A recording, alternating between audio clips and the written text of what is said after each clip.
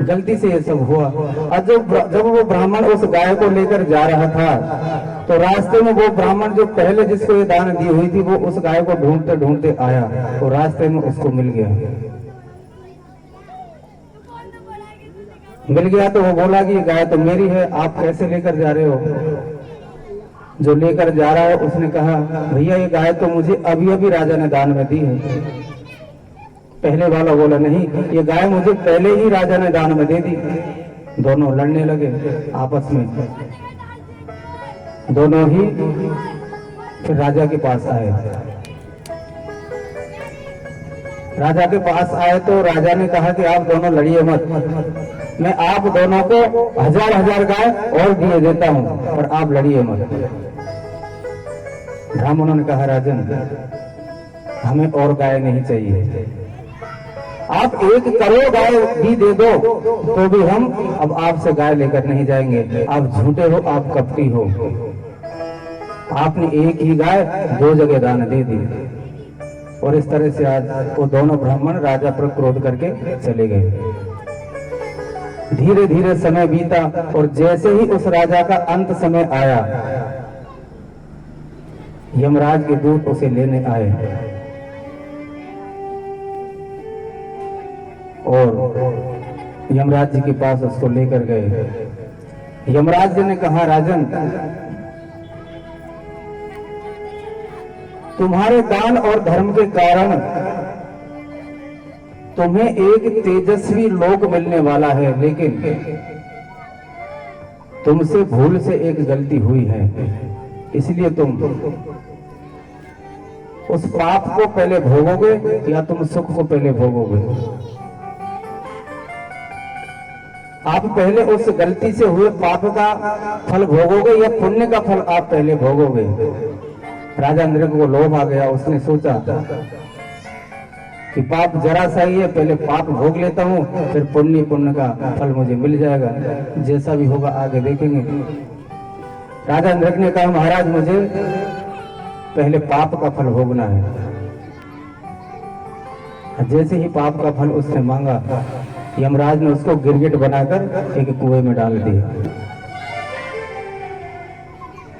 कुएं में पड़ा रहा।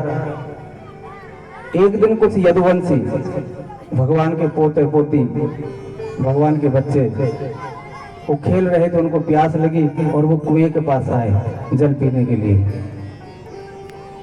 उन्होंने जैसे ही कुएं के अंदर देखा तो वो गिरगिट उनको दिखाई दिया। उन्होंने भगवान कृष्ण को सूचना दी, भगवान आए और हाथ बढ़ाकर उस गिरगिट को बाहर निकाला।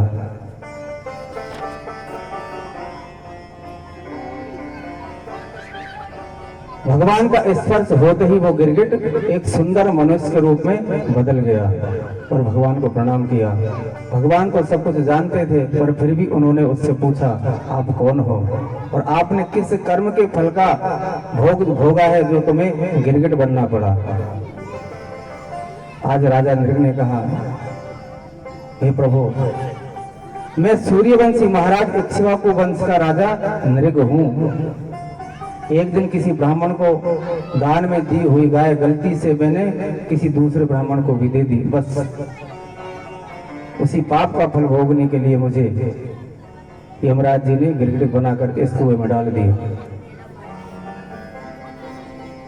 अब हे प्रभु मैंने आपके दर्शन कर लिए हैं इसलिए मैं देवलोक जा रहा हूँ, आप मुझे जाने की आज्ञा दें।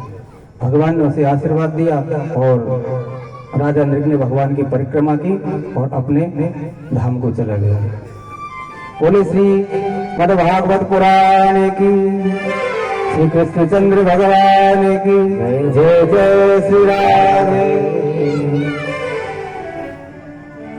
आगे कथा आती बाणासुर युद्ध।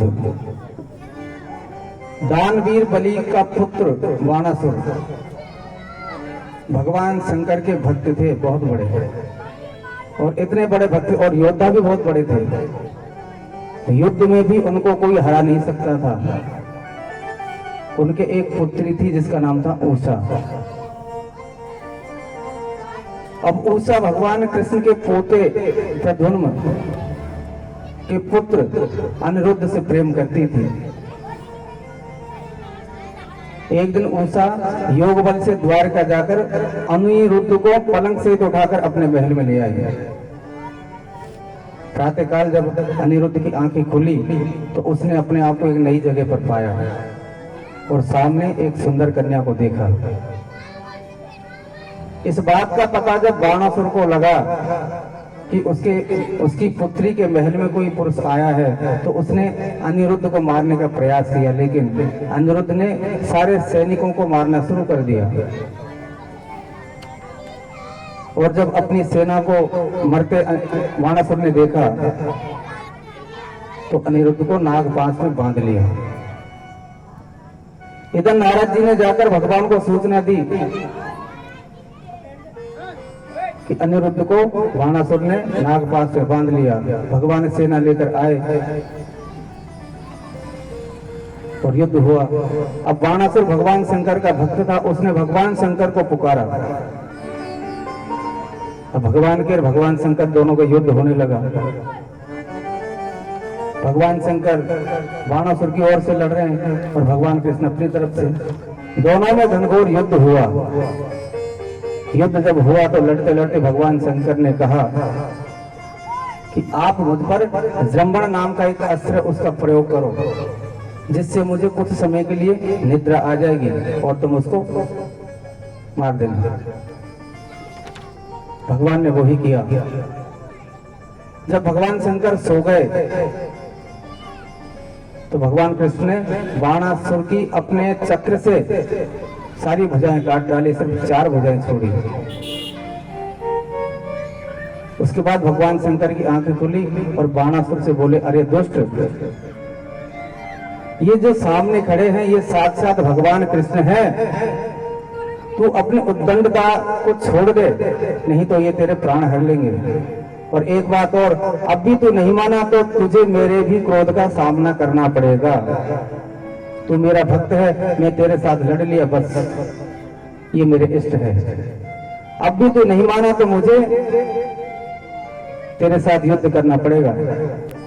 तो आज भगवान शंकर ने उसको समझाया और उसने भगवान शंकर के कहने पर कृष्ण भगवान के चरण स्पर्श किए, क्षमा मांगी और उसकी पुत्री का उषा का विवाह अनिरुद्ध के साथ कर दिया।